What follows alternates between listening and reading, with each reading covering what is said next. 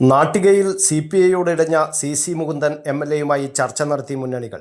കോൺഗ്രസ് നേതാക്കളായ KC Venugopal MP, Ramesh Chennithala MLA എന്നിവർ മുകുന്ദനുമായി സംസാരിച്ചു.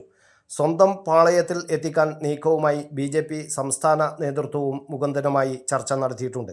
അതേസമയം മുകുന്ദനെ കൈവിടാതിരിക്കാനാണ് CPI നേതൃത്വത്തിൻ്റെ ശ്രമം. CPIക്ക് ഒപ്പം നിർത്താൻ നേതാക്കൾ ചർച്ച നടത്താൻ ഒരുങ്ങുകയാണ്.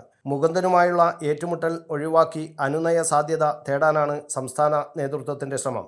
നാട്ടികയിൽ സ്ഥാനാർത്ഥിയാകുമെന്ന മുകുന്ദൻ്റെ പ്രഖ്യാപനത്തിൽ പിന്നാലെയാണ് പുതിയ നീക്കം.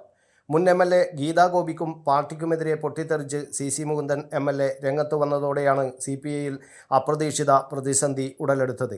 ഗീതാ ഗോപിക്ക് പണം പിരിച്ചു നൽകാൻ കഴിവുണ്ടെന്നും മോശം പ്രകടനം നടത്തിയ അവരെ സ്ഥാനാർത്ഥിയാക്കുന്നത് ശരിയല്ലെന്നും CC മുകുന്ദൻ MLA മാധ്യമങ്ങളോട് പറഞ്ഞു.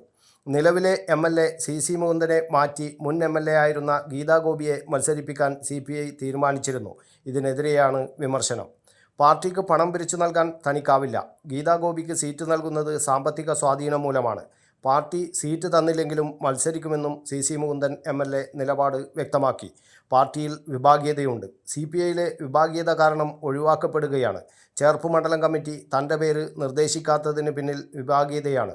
തന്നെ ഒഴിവാക്കുന്നതിനെക്കുറിച്ച് പാർട്ടി ഒന്നും പറഞ്ഞിട്ടില്ല. 2 ടേം എല്ലാ MLAമാർക്കും നൽകിയെന്നും തന്നെ മാത്രം പാർട്ടി ഒഴിവാക്കിയെന്നും MLA പറഞ്ഞു.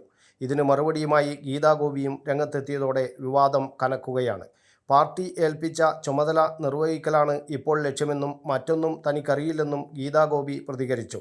ആരോപണങ്ങളെക്കുറിച്ച് പാർട്ടി മറുപടി പറയും. 2 തവണ നെഞ്ചേറ്റിയ നാട്ടികയിലെ ജനങ്ങൾ ഇത്തവണയും തന്നെ സ്വീകരിക്കും. തന്നെ ജനങ്ങൾക്ക് അറിയാമെന്നും ഗീതാ ഗോപി പറഞ്ഞു. News bureau, Kannur media.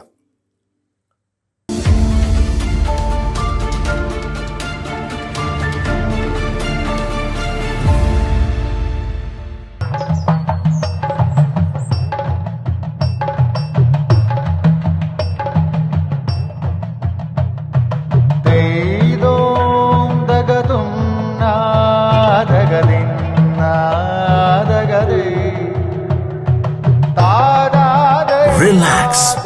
Redefine yourself.